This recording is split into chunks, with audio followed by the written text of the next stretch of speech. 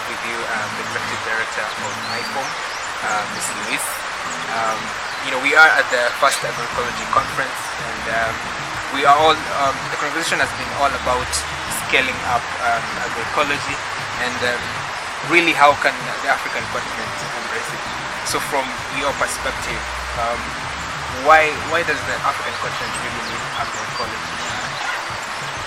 Well, there are many challenges that the African continent is facing, and there also Africa is not alone. These are global challenges. Yeah. Let us just speak about healthy food for the people. We talk about climate change. We talk about dwindling biodiversity. But we also talk about a good life and respect for farmers. And we talk also about how we interact with each other and with nature. Yeah. And there agroecology is actually key. Agroecology can do a lot. So if we relate well to nature, if we work with nature instead of against it, we can actually do a lot of helping solving those problems.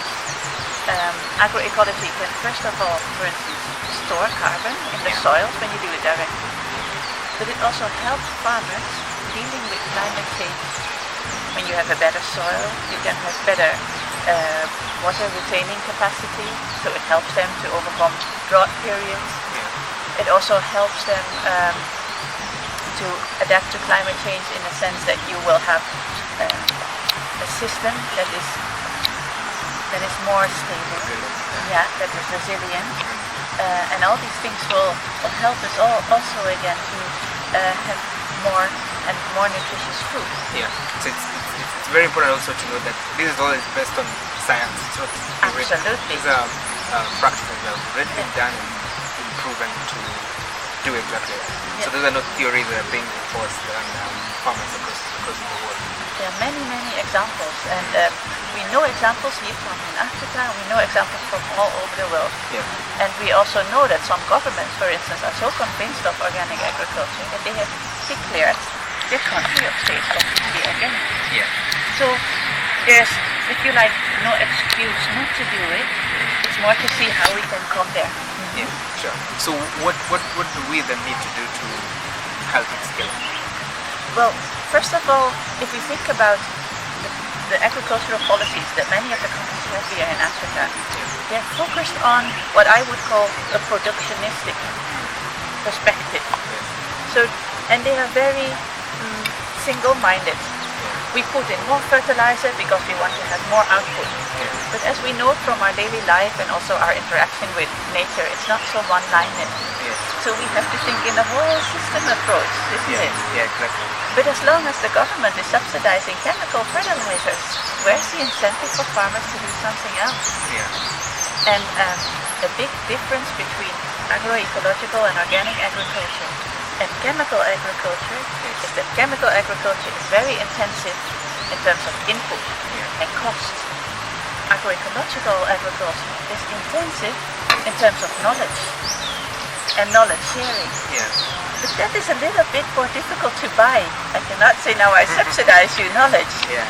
So we need to have other systems in place there. Yeah. So it sounds to me it's more of a mentality, trying to cultivate a different kind of mentality or approach on how we're doing our farming. Exactly, and I like you using the word cultivation. Yeah.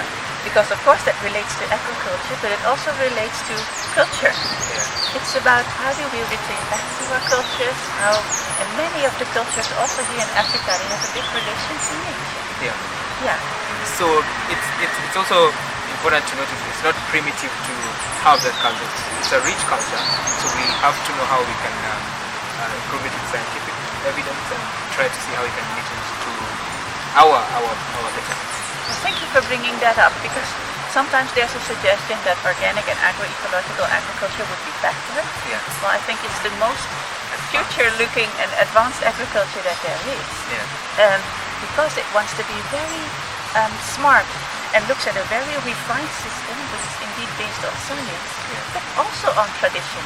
Yes. Because many of our forefathers have survived this area because they were interacting with nature in such a way that it brought them feed that they could survive, and also that they could survive not only this year, but also the other years. Yes. And this is not to be romantic about poverty, that's also one other thing that we sometimes get tedious, but this is about to be very smart in how to work with nature and how to even help improve it. Yes. So taking back to organic now, the African continent is obviously a little bit behind, and it's catching up in the world's organic sector, whether it's in cultivation and in trade. Yeah. So from your perspective, where do you see the organic sector, especially in Africa? There are several ways where I see that there is potential. Yes. And I wanted to give you one example of what our members in Asia are doing. Yes. We are working with municipalities, and there are mayors and municipalities that say, now everything will be organic here. So think about your local market, but also think about the school meals, hospitals, of course, all delivered by the farmers in the municipality. Yeah.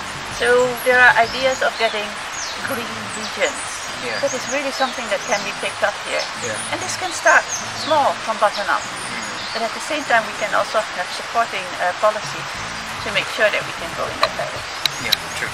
And now, if I think about agroecology or organic here in Africa, I think there's a lot possible in inter-regional trade that we have here, as well as in international trade. Yeah. And I think it's good to think about what is the right balance there. But it's also good to know that there is a market and a premium market in, for instance, Europe and the US, where people are willing to pay more for instance, organic coffee. And at the same time, what we have here at the conference, many of the local markets or organic farmers who go to local markets, they don't even ask for a premium. Yes.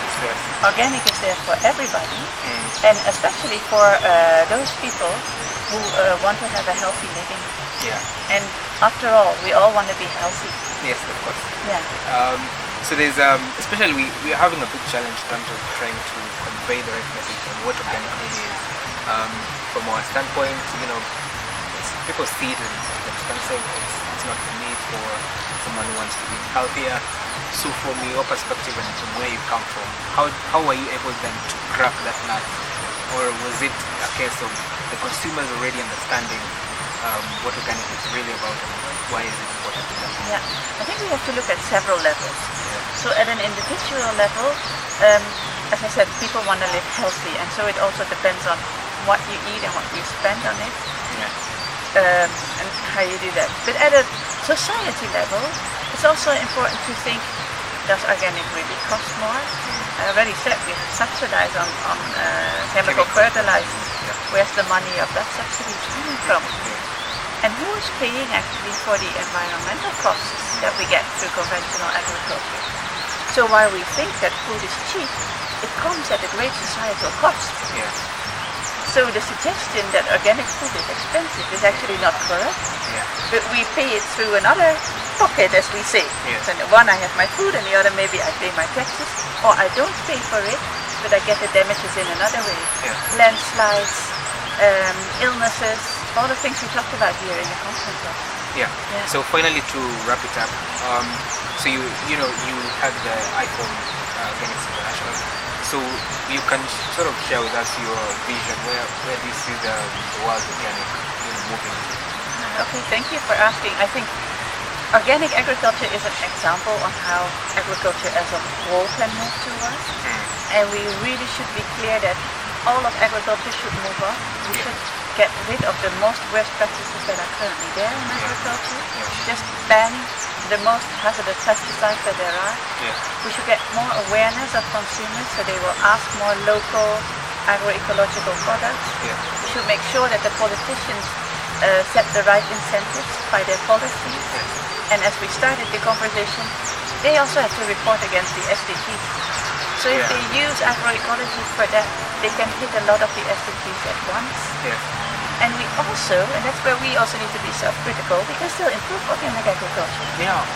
And there are many, let's say, technologies that are being invented there, or smart solutions, and we should be also make able that we learn from each other. So that's where I would like to see that go.